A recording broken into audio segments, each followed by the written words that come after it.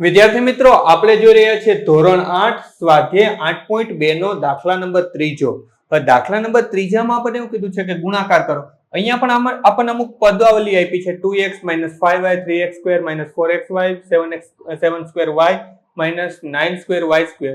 અને સેમ વસ્તુ અહીંયા પણ આપી છે. હવે આપણે આનો ગુણાકાર કરતું જવાનું છે. આ બંનેનો ભેગા કરશું, આ બંનેને ભેગા કરશું અને આપણે દાખલો ગણતા જવાનું છે.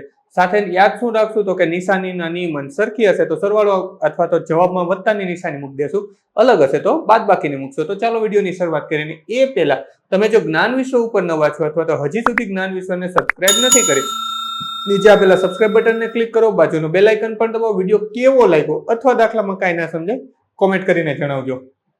સૌપ્રથમ તો આપણે અહીંયા લખી નાખીએ 2 × 2 એટલે કે 4, x × x એટલે કે x નો વર્ગ.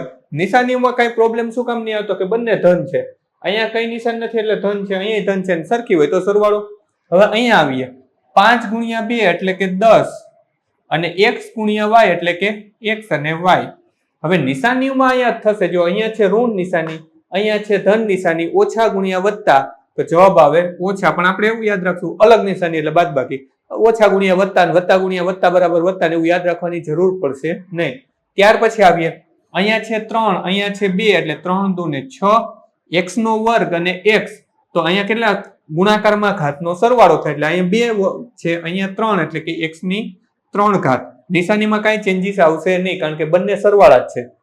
અહીંયા આવીએ 4 × 2 = 8, અહીંયા x છે, અહીંયા x છે, 2 વાર x એટલે x નો વર્ગ, અહીંયા y છે, અહીંયા y નથી તો y ના y અને નિશાની શું આવશે તો કે આ છે ઓછા, એને ગુણ્યા વત્તા તો જવાબ આવશે ઓછા અથવા તો અલગ નિશાની એટલે બાદબાકી. ત્યાર પછી અહીંયા આપણે કરીએ 7 × 2 = 14 તો અહીંયા હું લખી નાખીશ 14.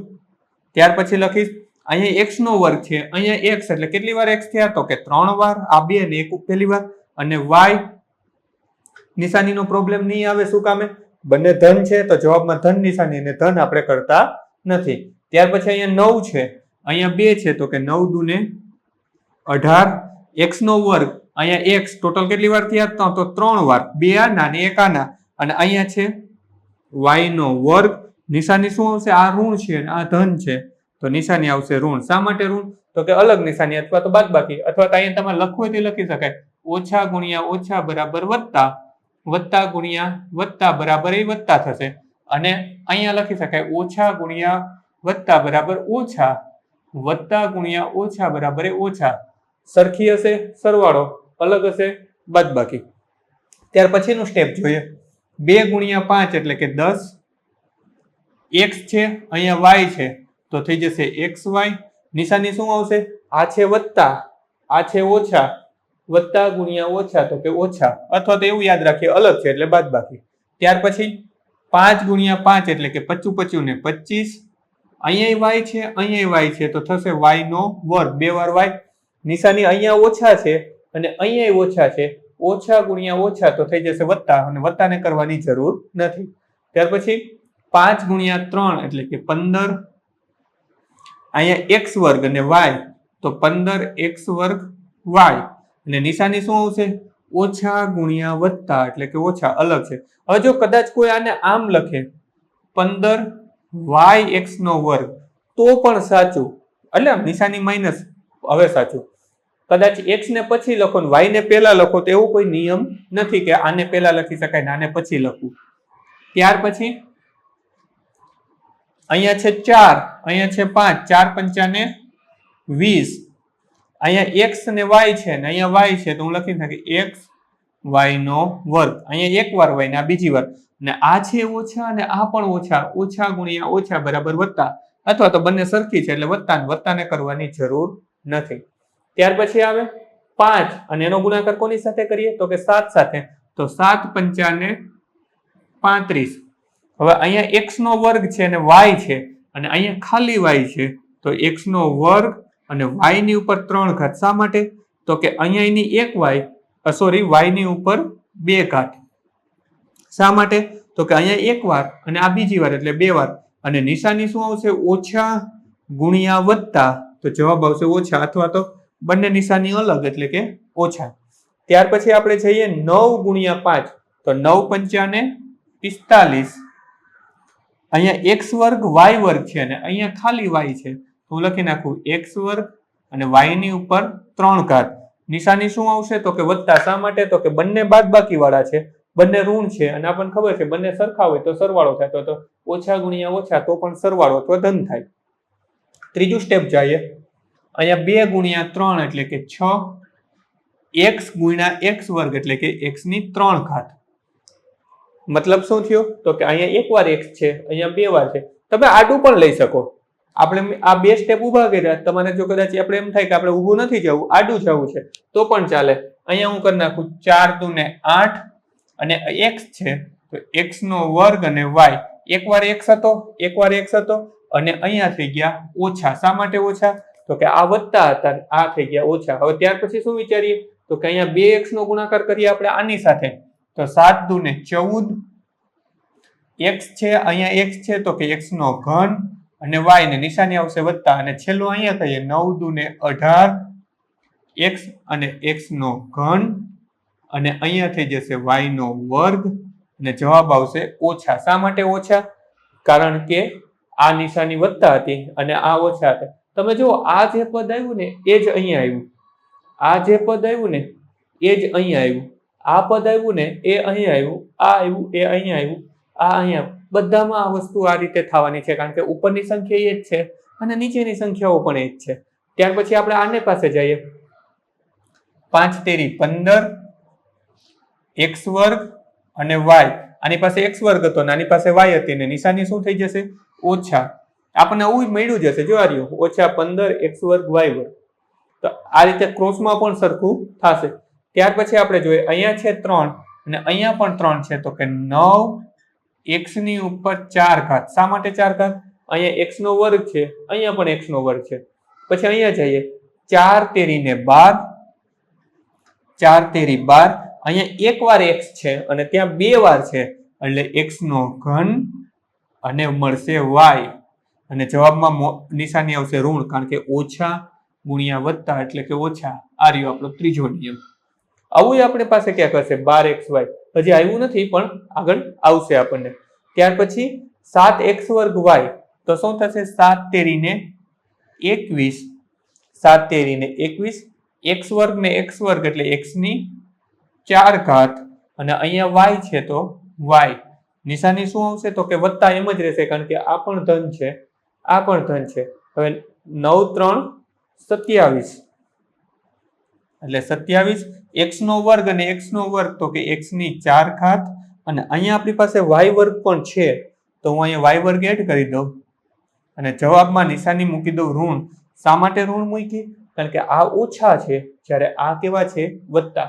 બાકીની 3 કોલમો જોઈ લઈએ આપણે. અહીંયા છે આપણી પાસે 4 અને અહીંયા છે 5, તો 4 5 ને 20, x અને y નો વર્ગ. y વર્ગ શા માટે મેં મૂક્યો? તો કે અહીંયા પણ y છે અને અહીંયા પણ y છે અને જવાબમાં શું આવશે નિશાની? તો કે વત્તા જ આવશે કારણ કે બંને ઓછા છે. ઓછા એને ગુણ્યા ઓછા, ઓછા ગુણ્યા ઓછા તો વત્તા. ત્યાર પછીનું આપણે જોઈએ 5 7 ને 35, y અહીંયા તો x જ છે તો મૂકી દઉં, અહીંયા y છે ને અહીંયા પણ y છે તો અહીંયા થશે y નો વર્ગ અને જવાબમાં નિશાની આવશે ઋણ. શા માટે ઋણ આવી? તો કે એક ઓછા છે અને બીજા વત્તા છે, તો કે ઓછા ગુણ્યા વત્તા, ઓછા ગુણ્યા વત્તા તો જવાબ આવે ઓછા અથવા તો અલગ નિશાની એટલે બાદબાકી. ત્યાર પછી આને કરી દે 9 5 ને 45, અહીંયા છે y અને અહીંયા છે x વર્ગ y વર્ગ, તો x વર્ગ ને એમ જ લખી દઉં અને y ની ઉપર હું 3 ઘાત મૂકી દઉં. શા માટે મેં 3 ઘાત મૂકી? તો કે બહુ સિમ્પલ છે, કારણ કે અહીંયા y છે એ એક વાર છે અને અહીંયા y કેટલી વાર છે?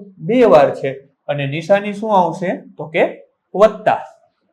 ત્યાર પછી આપણે 3 નો 4 સાથે ગુણાકાર કરીએ. 3 ચોક ને 12, અહીંયા x વર્ગ છે, અહીંયા x છે એટલે કે x ની 3 ઘાત અને y અને નિશાની આવશે ઋણ. શા માટે ઋણ? તો કે આ નિશાની આપણી ધન છે અને તે નિશાની આપણી ઋણ છે, તો વત્તા ગુણ્યા ઓછા એટલે જવાબ ઓછા અથવા તો અલગ નિશાની છે એટલે બાદબાકી. ત્યાર પછી 4 નો 4 સાથે કરીએ તો ચોકે ચોકે 16, x ને x એટલે કે x નો વર્ગ y નો વર્ગ અને જવાબમાં ધન નિશાની જ આવશે કારણ કે i ઋણ છે અને આ પણ ઋણ છે અને એ બંને જ્યાં ભેગા થાય છે એ ધન થશે. શું કામ? તો કે ઓછા ગુણ્યા ઓછા મતલબ વત્તા. ત્યાર પછી આપણે જોઈએ અહીંયા છે 7 અને અહીંયા છે 4 તો કે 7 ચોક ને 28 x નો વર્ગ અને x એટલે કે x ની 3 ઘાત અને અહીંયા છે y અને અહીંયા પણ y છે તો y નો વર્ગ અને નિશાની શું આવશે તો કે ઓછા કારણ કે આ ઓછા છે આ વત્તા છે અલગ નિશાની એટલે કે બાદબાકી. છેલ્લી કોલમ જોઈએ ની 9 ચોક ને 36 x વર્ગ છે અહીંયા x છે તો અહીંયા થઈ જશે x નો ઘન y વર્ગ છે અહીંયા પણ y છે તો પણ થઈ જશે y નો ઘન અને નિશાની શું થશે તો કે વત્તા. શા માટે તો કે ઓછા એને ગુણ્યા ઓછા તો જવાબ આવે વત્તા. આપણો પહેલો જ નિયમ. છેલ્લી બે કોલમો જોઈએ તો ત્યાં છે આપણી પાસે 7 x વર્ગ y અને અહીંયા છે 3 તો 7 તેરી ને 21 x નો વર્ગ અને x નો વર્ગ એટલે કે x ની 4 ઘાત અને y નિશાનીઓ ધન જ રહેશે કારણ કે વત્તા ગુણ્યા વત્તા એટલે કે વત્તા. ત્યાર પછી અહીંયા છે 4 અને ત્યાં છે 7 તો 7 ચોક 28 પછી x ને અહીંયા x નો વર્ગ એટલે ટોટલ 3 વાર x એટલે x નો ઘન y અને y તો કે y નો વર્ગ અને નિશાની આવશે માઈનસ. શા માટે માઈનસ તો કે અહીંયા છે ઋણ અને ત્યાં છે આપણું ધન. ત્યાર પછી અહીંયા આવીએ 7 49 પછી x વર્ગ અને x વર્ગ એટલે x ની 4 ઘાત y અને y એટલે કે y નો વર્ગ અને નિશાની જવાબમાં આવશે પ્લસ. ત્યાર પછી છેલ્લું જોઈ લઈએ 9 × 7 = 63 પછી x નો વર્ગ એટલે x ની 4 ઘાત y વર્ગ અને y એટલે કે y ની 3 ઘાત અને નિશાની શું થઈ જશે તો કે આ છે માઈનસ ને આ છે પ્લસ તો જવાબ આવશે માઈનસ. ત્યાર પછી છેલ્લી કોલમ જોઈએ તો કે ત્યાં છે 9 અને અહીંયા છે 3 તો 3 9 ને 27 પછી અહીંયા x વર્ગ એટલે કે x ની 4 ઘાત અહીંયા y નથી ને અહીંયા છે તો y નો વર્ગ એમ જ છોડી દઈએ અને નિશાની શું થઈ જશે તો કે ઋણ. શા માટે તો કે ઋણ એને ગુણ્યા ધન બરાબર ઋણ. ત્યાર પછી અહીંયા 4 છે ને અહીંયા 9 છે તો કે 9 ચોક ને 36 અહીંયા x અને x વર્ગ એટલે કે x ની 3 ઘાત y અને y વર્ગ એટલે y ની પણ 3 ઘાત અને જવાબ આવશે પ્લસ. શા માટે તો કે ઓછા ગુણ્યા ઓછા બરાબર વત્તા. છેલ્લે જોઈએ 9 × 7 = 63 x વર્ગ એટલે કે x ની 4 ઘાત y અને y વર્ગ એટલે કે y ની 3 ઘાત અને જવાબ આવશે ઓછા.